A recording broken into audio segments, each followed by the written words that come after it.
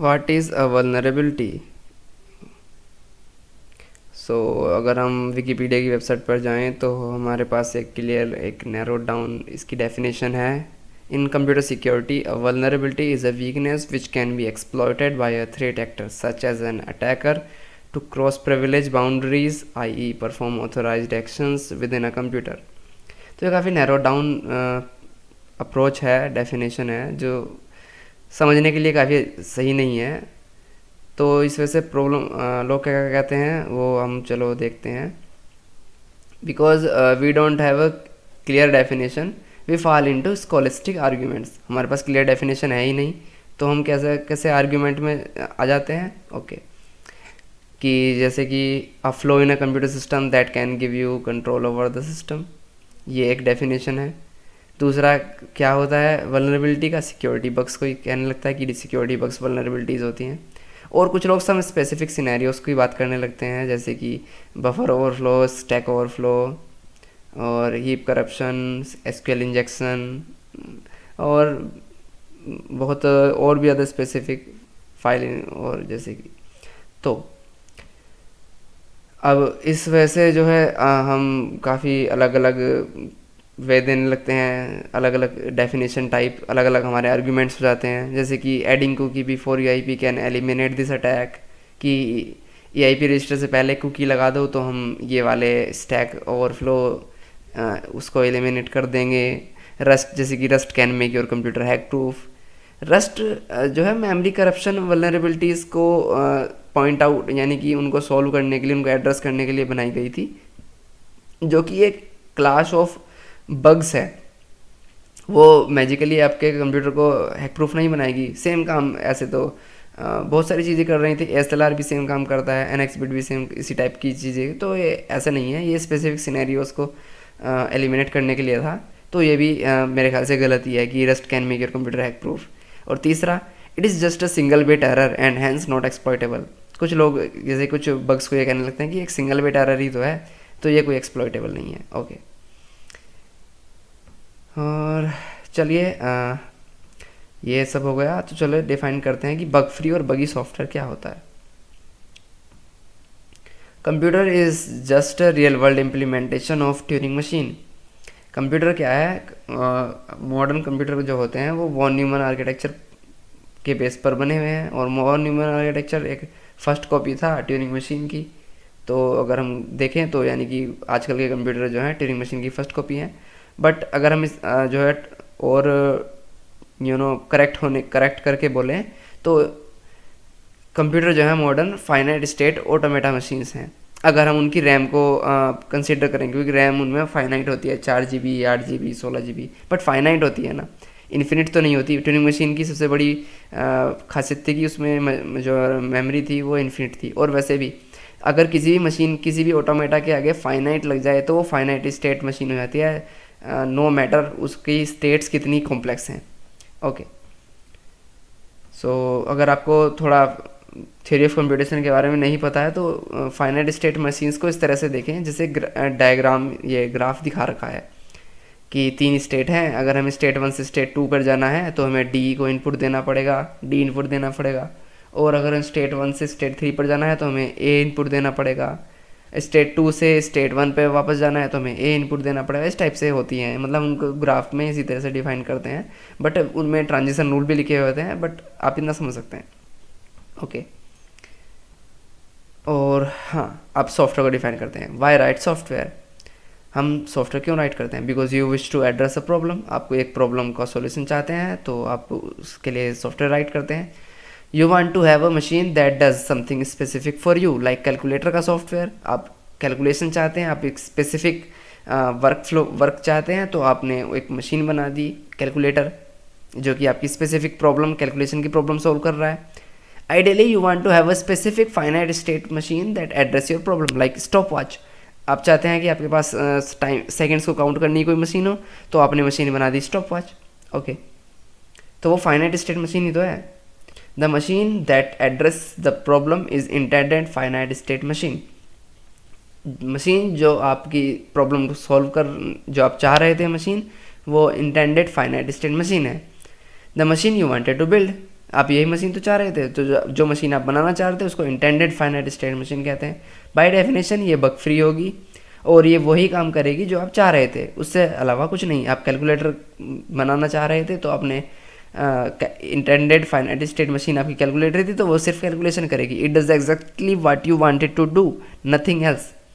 Okay, unfortunately you don't have this machine. Unfortunately आप अपनी सारी प्रॉब्लम्स के लिए अलग अलग finite state machine, physical finite state machine नहीं बना सकते। आपके पास क्या है? All you have is a general purpose computer. आपके पास एक जनरल पर्पस कंप्यूटर है। आपको कैलकुलेटर बनाना है, आपको कैलकुलेटर चाहिए था, आपने उसमें आपके पास तो कंप्यूटर ही है। आप so you build an emulator that emulates the machine you would like to have on a general purpose computer. तो आप क्या करते हैं? आपको जैसे कैलकुलेटर चाहिए था बट आपके पास कंप्यूटर है, तो आप क्या करते हो? कैलकुलेटर का आपने सॉफ्टवेयर बना दिया, एमुलेटर। सॉफ्टवेयर की एमुलेटर ही तो है जो जनरल पर्पस कंप्यूटर मिमिक कर रहा है। एमुलेटर की यूज जब हम सॉफ्टवेयर चलाते हैं तो यानी कि वो एक एमुलेटर है। ओके, आपको स्टॉप वॉच चाहिए तो आपके पास स्टॉप वॉच तो नहीं है, बट आपके पास स्टॉप वॉच का एमुलेटर सॉफ्टवेयर जो है जो आपके जनरल पर्पस कंप्यूटर पर रन हो सकता है, तो आप वो एक एमुलेटर है। Programming is at its heart construction of finite state machine emulators. अगर हम प्रोग्रामिंग को कंप्यूटर साइंस के नज़रिए से देखें तो वो क्या है? Construction of finite state machine ही तो है। Finite state machine emulators. आप अपने प्रोग्रामिंग के थ्रू आप अपने कंप्यूटर को मिमिक करवा रहे हैं कुछ स्पेसिफिक मशीन्स की। जैसे कि आपने कैलकुलेटर का सॉफ्टवेयर बना दिया, प्रोग्राम कोड कर दिया आपने कैलकुलेटर का, तो वो क्या, अब आपने उसको रन किया तो आपकी जो मशीन है जिस पर वो रन हो रहा है वो बिहेव करने लगे कंप्यूटर, एक कैलकुलेटर की तरह। तो वो क्या, प्रोग्रामिंग को अगर हम कंप्यूटर साइंस से डिफाइन करें तो वो कुछ नहीं है, construction of finite state machine emulators. अब ये चीज़ें तो हो गई। अब आपको थोड़ा सीपीयू मॉडल थोड़ा समझाता हूँ एक ग्राफ के थ्रू।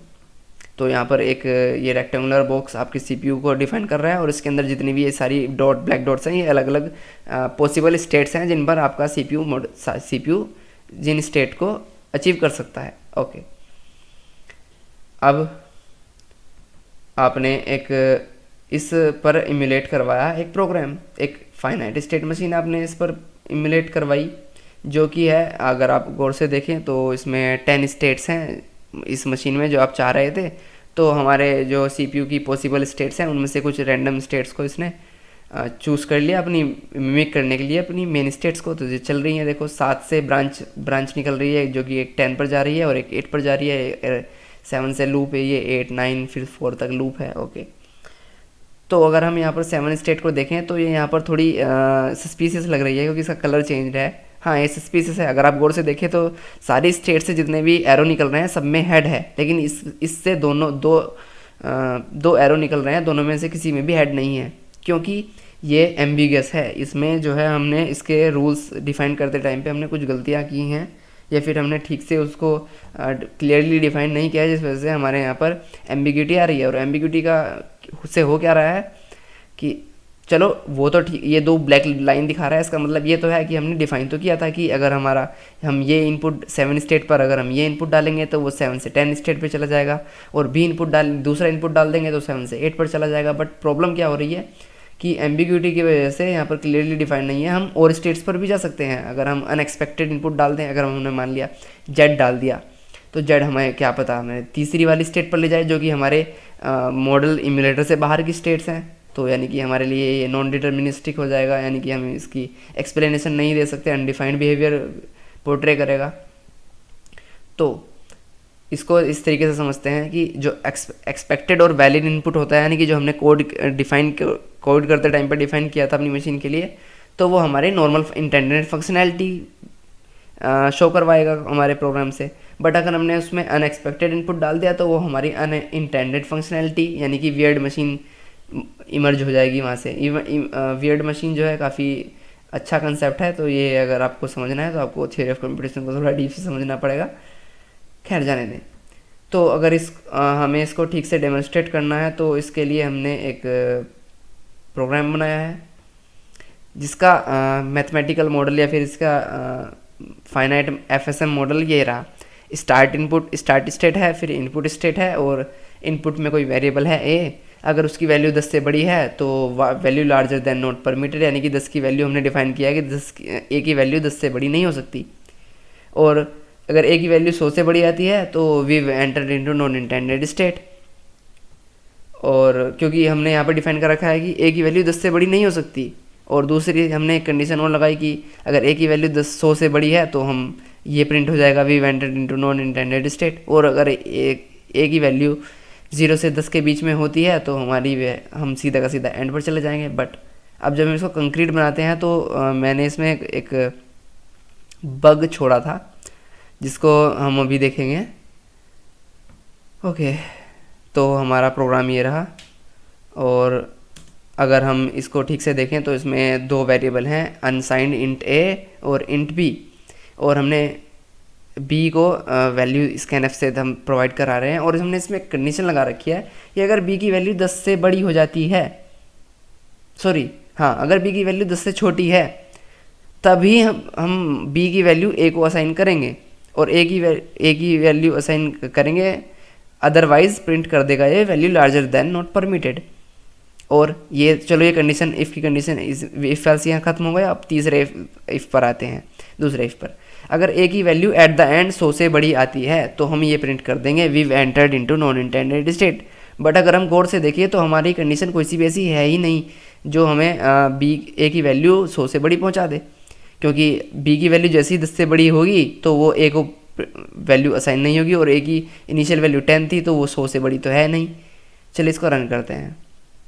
अब बी की वैल्यू हम डालते हैं यहाँ पर इसमें 5। ओके, 10 से छोटी है तो कुछ भी प्रिंट नहीं होगा, एज एक्सपेक्टेड बिहेवियर है, इंटेंडेड बिहेवियर है।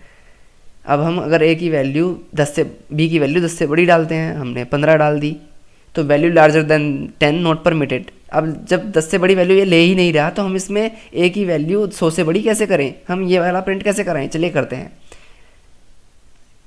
एक 0 वैल्यू देकर देखते हैं। इसमें भी कुछ भी प्रिंट नहीं हुआ। चलो अगर हम इसकी वैल्यू नेगेटिव दें तो क्या होगा, बी की वैल्यू। ओके, हमने ये वाली कंडीशन रन हो गई, ए की वैल्यू 100 से बड़ी वाली condition, we entered into non intended state. चलिए हम कोई दूसरी नेगेटिव वैल्यू देकर देखते हैं। हमने -33 दी तो फिर से वही कंडीशन रन हो गई। ऐसा क्यों हो रहा है? तो अगर हम गौर से देखें तो यहाँ पर ए तो है अनसाइंड इंट और बी है साइंड इंट, और बी की वैल्यू अगर हम निगेटिव दें तो ऑब्वियसली यहाँ तक तो वैल्यू निगेटिव 0 से छोटी है, कंडीशन भी 0 से छोटी हो रहा है तो ट्रू हो रही है। बट जैसे ही बी की वैल्यू ए को साइन हो रही है तो यानी कि हमारी जो साइंड वैल्यू अनसाइंड में कन्वर्ट हो रही है, तो साइंड वैल्यू टाइप कास्ट होगी अनसाइंड में, तो यानी कि यहाँ पर होता है 2's कॉम्प्लीमेंट, और 2's कॉम्प्लीमेंट के कारण सारी निगेटिव वैल्यू पॉजिटिव में राउंड अप हो जाती हैं, यानी कि बहुत बड़ी वैल्यूज़ बन जाएंगी जिस वजह से हम हमने इनपुट में 10 से बड़ी वैल्यू नहीं दी थी लेकिन फिर भी हमारी ये कंडीशन रन हो रही है। तो ये होता है 2's कॉम्प्लीमेंट की वजह से। अब इसको अगर आप वल्नरेबिलिटी सोचना चाहें तो ये वल्नरेबिलिटी है, अगर आप इसको वल्नरेबिलिटी नहीं सोचना चाहें तो ये वल्नरेबिलिटी नहीं है। मेरे ख्याल से एक वल्नरेबिलिटी है, बिकॉज हमने यहाँ पर ठीक से ध्यान नहीं दिया कि जब टाइप कास्टिंग होगी वैल्यूज़ की तो 2's कॉम्प्लीमेंट होगा, और 2's कॉम्प्लीमेंट अगर आपको आप इंटरनेट पर पढ़ सकते हैं क्या होता है। 2's कॉम्प्लीमेंट के कारण एट द एंड हमारी निगेटिव वैल्यूज़ बहुत बड़ी पॉजिटिव वैल्यू बन जाएगी, जिस वजह से ये अनइंटेंडेड बिहेवियर शो कर रही है। तो अनइंटेंडेड बिहेवियर आपको समझ में आ गया। अब कंक्लूजन क्या निकला इस चीज़ का? कंक्लूजन ये निकला, unintended transition invalid state of machine और program leads to the creation of vulnerability. यानी कि अगर हम अनएक्सपेक्टेड इनपुट देंगे जो हमारी क्लियरली डिफाइंड इनपुट नहीं है हमारे जो इम्यूलेटर में प्रोग्राम में, तो वो हमारे अनएक्सपेक्टेड बिहेवियर यानी कि वियर्ड मशीन वाला बिहेवियर शो करेंगे, जिस कारण हमारी एक्सप्लॉइटेबिलिटी क्रिएट हो जाएगी। तो अब आपको समझ में आ गया होगा कि वल्नरेबिलिटी क्या होती है। अगर आपको वल्नरेबिलिटी ठीक से समझना है तो थ्योरी ऑफ कंप्यूटेशन पढ़ो, उससे आपको ब्रॉड वे पता चलेगा। जैसे कि ये था, ये अगर आप नॉर्मली अगर आप देखें तो नॉर्मल इंसान तो इसको वल्नरेबिलिटी नहीं डिफाइन करेगा, उसको पता ही नहीं है कि इसमें कोड में वल्नरेबिलिटी है, क्योंकि वो क्या सर्च करेगा, वो स्टैक ओवरफ्लो सर्च करेगा, वो हीप करप्शन वल्नरेबिलिटी सर्च करेगा, फाइंड करेगा, वो एसक्यूएल इंजेक्शन या फिर अदर टाइप की क्रॉस साइट स्क्रिप्टिंग टाइप की वल्नरेबिलिटी कोड में डिफाइन करेगा, बट सर्च करेगा वो तो है नहीं। ये तो एक वियर्ड मशीन की वल्नरेबिलिटीज़ थी। ओके, आज के लिए इतना ही। Bye bye.